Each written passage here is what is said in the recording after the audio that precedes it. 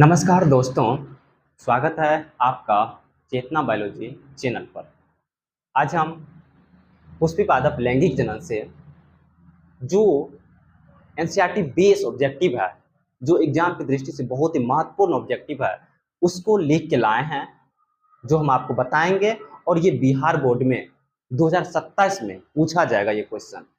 ठीक है, तो आपको याद रखना होगा और समझना होगा अच्छे तरीके से। तो पहला क्या है, बीजांड का वह स्थान जहां यह बीजांड वृंत से जुड़ा रहता कहलाता है। तो ऑप्शन नंबर ए में है बीजांड का, ऑप्शन नंबर बी में है नाभिका, ऑप्शन नंबर सी में है निभाग, ऑप्शन नंबर डी में है बीजांड द्वार। क्या आपको पता है इसका आंसर क्या होगा? बीजांड का वह स्थान जहां यह बीजांड वृंत से जुड़ा रहता है। हमको पूछ रहा है बीजांड का वह स्थान जहां यह बीजांड वृंत से जुड़ा रहता है। क्या आपको पता है? हम आपको जो बताए थे, याद होगा आपको, ये जो खास करके है ये स्त्री केसर वाला पार्ट है। कौन सा वाला पार्ट है? स्त्री केसर वाला पार्ट है। ठीक है, उसके बाद हम आपको क्या बताए थे, यहाँ फूली भी संरचना होता है जिसको हम अंडाशय बोलते हैं। क्या बोलते हैं? अंडाशय। इस अंडाशय के अंदर ये संरचना होता है, फिर यहाँ से ये यहाँ जाता है, फिर यहाँ से ये संरचना इस तरह से टर्न लेता है, यहाँ फिर यहाँ फिर यहाँ। तो ये टोटल होता था बीजांड वृंत। क्या होता था? बीजांड वृंत। अब ये बीजांड वृंत ये जुटा हुआ, तो इसका नाम क्या होता था? यही तो नाम ही तो पूछ रहा है। तो आपको याद होगा, तो यहाँ से यहाँ जो है बीजांड वृंत बोलते हैं, इसको बोले थे नाभिका। इसका क्या नाम था? नाभिका। क्या नाम था? नाभिका, जो पॉइंट जुड़ा, इसका नाम था बीजांड वृंत। इस पूरे को हम बोलते थे बीजांड।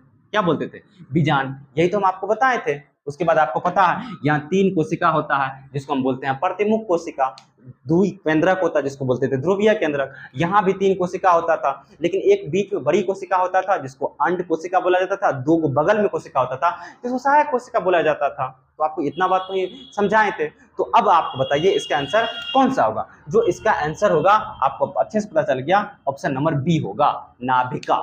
ऑप्शन नंबर क्या होगा? बी होगा। इसका आंसर क्या हो गया? नाभिका। अब आपको हम दूसरा क्वेश्चन पढ़ रहे हैं। एक अध्यावरणीय बीजांड पाया जाता है।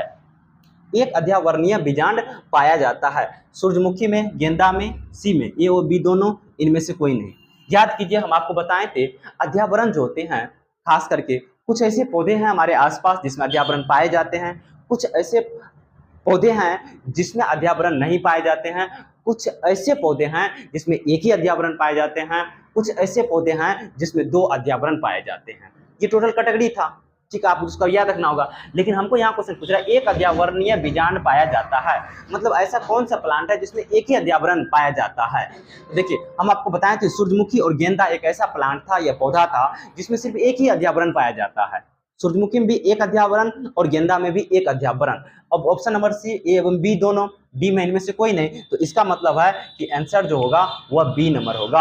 आंसर कौन सा होगा? बी नंबर होगा। क्या ये इतना बात आपको याद रहेगा?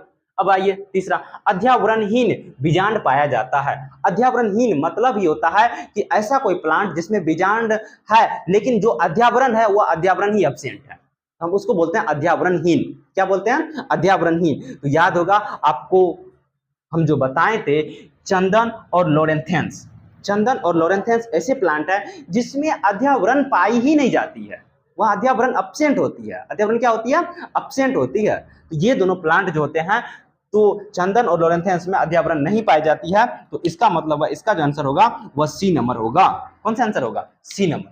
तो क्या इतना बात आपको याद रहेगा?